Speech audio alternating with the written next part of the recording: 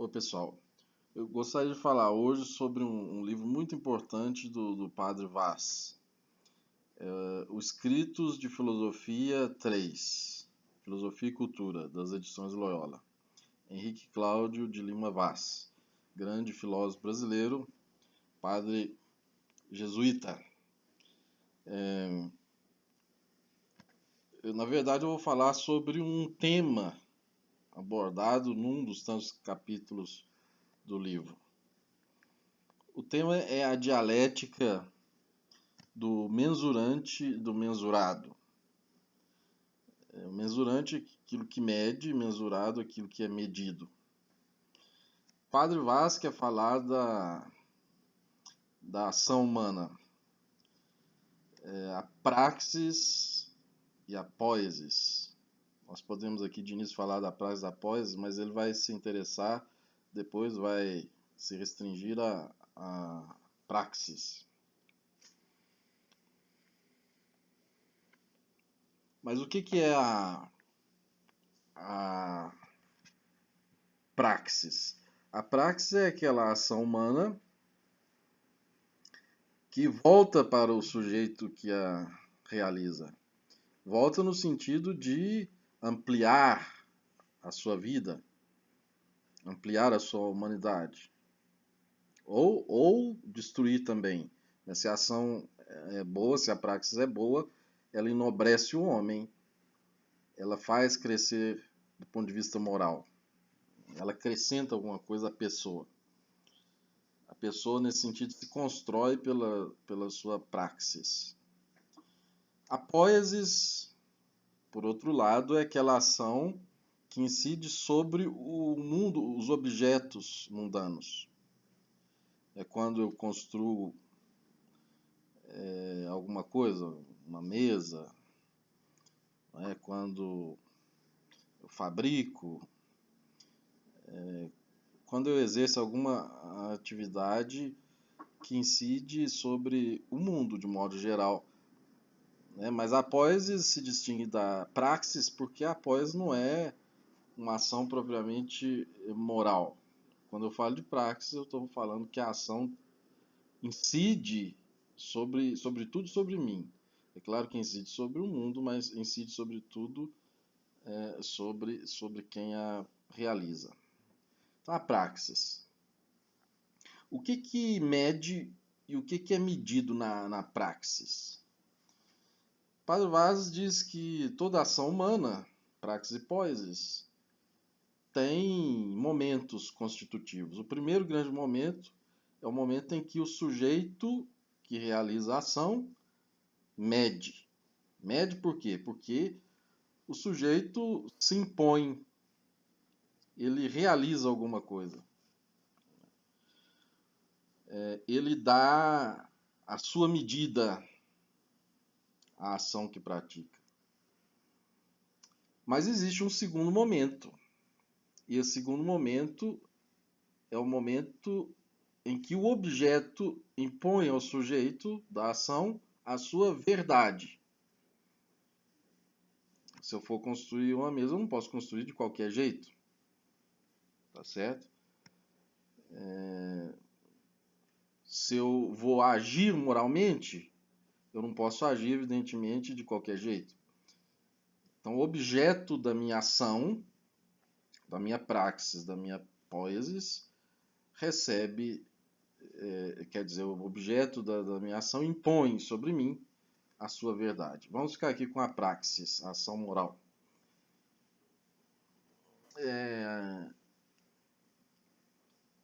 De onde que o objeto da praxis tira a sua verdade? Para medir o sujeito. Estamos falando aqui do segundo momento da ação da praxis.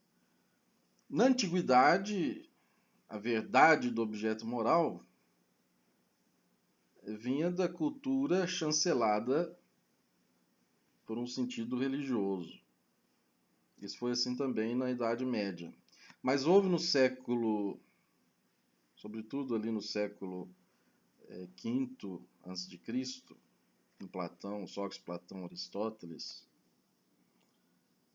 houve uma grande mudança, uma grande inflexão. E que inflexão foi essa?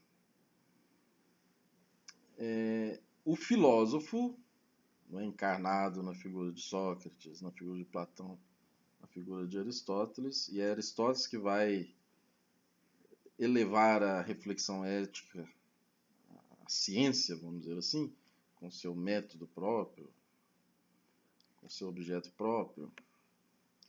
Então, eu aqui. Então, o que acontece? Acontece que a verdade do objeto da ação humana, em vez de ser chancelada pela cultura de fundo religioso, no caso na Grécia os mitos, ela agora é chancelada pela verdade descoberta pelo filósofo. E essas duas coisas, a perspectiva religiosa e a perspectiva filosófica, se encontram lá pelo século II depois de Cristo. Aí vai ser uma outra perspectiva religiosa, a perspectiva religiosa vinda do judaísmo através de Jesus, né, o cristianismo. E depois a reflexão que tinha começado com os gregos, elas se unem e vai constituir na Idade Média, né, a patrística e depois a escolástica. A patrística no final da Idade Antiga, não é? Início da Idade Média, depois a escolástica como o apogeu da Idade Média em termos de reflexão. Então, o objeto impõe ao sujeito a sua verdade. E o sentido, então, da ação, da praxis, vai ser a síntese desses dois momentos. O primeiro momento em que o sujeito se manifesta ao mundo, por sua inteligência e por sua vontade, ele de alguma maneira mede a sua ação. E o segundo momento em que o objeto da ação apresenta ao sujeito a sua verdade. A síntese desses dois momentos desenha para nós a estrutura da ação humana. Então, a verdade do objeto na Idade Antiga e na Idade Média vinha sempre da religião, da filosofia, da verdade religiosa ou da verdade filosófica. Ou seja, essas verdades transmitidas pela cultura, não é? Essas verdades, tanto a filosófica quanto a religiosa, elas transcendem o homem. Agora, o que acontece a partir da modernidade, segundo o Padre Vaz? O segundo momento da ação humana sofre um abalo e é como que anulado. Surge com Descartes o ideal de uma ciência universal, e a inspiração de Descartes é a matemática.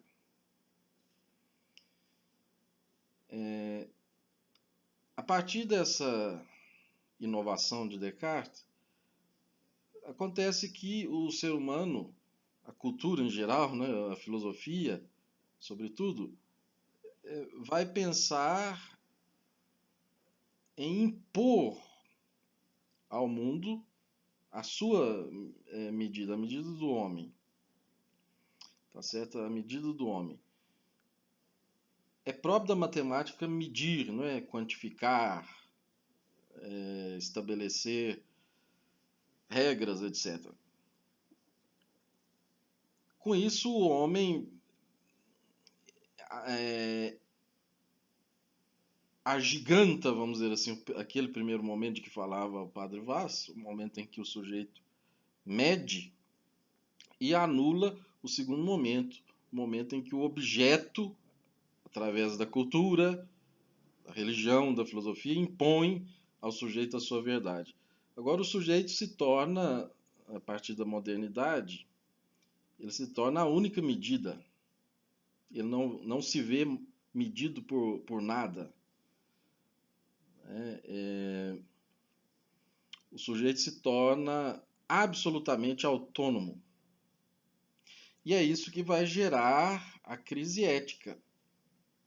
Se hoje nós falamos, no século XXI, de crise ética, essa crise começa já lá no início da modernidade, quem sabe já nos finais da Idade Média, com a desconstrução da síntese de Tomás de Aquino com o nominalismo. Então, a grande questão ética da modernidade é esta.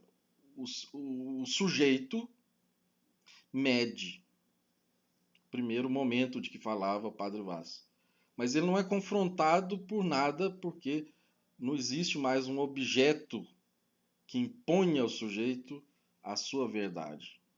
Então o sujeito parece agir no vazio. E é isso que vai direcionar a filosofia, vai direcionar a cultura ao que se chama de niilismo. O niilismo é a ausência de fundamentos, o vácuo, a ausência de valores que possam medir o homem. Né? Parece que o sujeito, então, é a única medida. E se ele é a única medida, na modernidade se acreditava, né? Sendo o sujeito a única medida, ele vai construir um paraíso sobre a Terra. Mas não foi bem assim. Nós tivemos no século XX duas grandes guerras, né? Os grandes problemas da humanidade não foram resolvidos. Fome, miséria, temos terrorismo, temos inúmeros problemas. Né? Então o homem não construiu um paraíso na Terra. Então o que se chama de pós-modernidade vem depois que se toma consciência de que o sujeito não é capaz, como se pensava na modernidade, de construir o paraíso na Terra. Mas a pós-modernidade herda da modernidade essa ideia de que não existe uma verdade que se mostre ao homem. Então, se não existe uma verdade, o homem está no vazio. Aí vem a descrença nos valores, né? Vem o reconhecimento da falta de fundamento, vem o niilismo. O que salvou o homem moderno do niilismo foi o seu otimismo. Mas no século XX o homem perde esse otimismo, não é? Então ele cai no niilismo. Se eu sou o único fundamento e esse fundamento não é capaz de grandes coisas, então eu caio num certo desespero. É isso que nós assistimos a acontecer com a civilização ocidental. Então, segundo a reflexão do Padre Vaz, a dialética do mensurante e do mensurado, faltaria para o homem atual o segundo momento da ação, o segundo momento em que o objeto impõe ao sujeito a sua medida. O sujeito, evidentemente, mede, mas se ele não for medido, se ele não for confrontado com nada, ele cai no vazio, no niilismo.